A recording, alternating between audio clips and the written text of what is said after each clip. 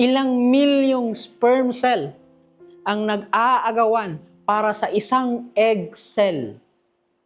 Pero bakit kayo yung lumabas? Di nyo ba natanong yun? Kung gaano kayo ka-special? Ganon kayo ka-special.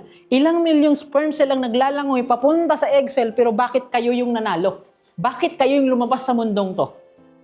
Because you have what? Purpose.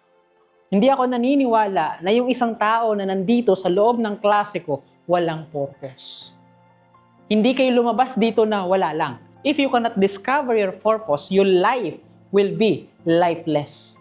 Parang wala siyang buhay. But if you discover that purpose, kaya nga napansin nyo, may mga magulang na dati barumbado, yung tipo mga mabisyo, pero nung time na nagkaanak at nagkapamilya sila, di ba may mga nagbago? Because his life now has a meaning, has a purpose. Ano yung purpose niya? Buhayin at alagaan at palakihin ng mabuti yung anak niya. Ang purpose, ang isa sa pinaka-importante na dapat ninyong ma-discover sa sarili ninyo. Because if you discover that purpose, sigurado ako, your life has a destination.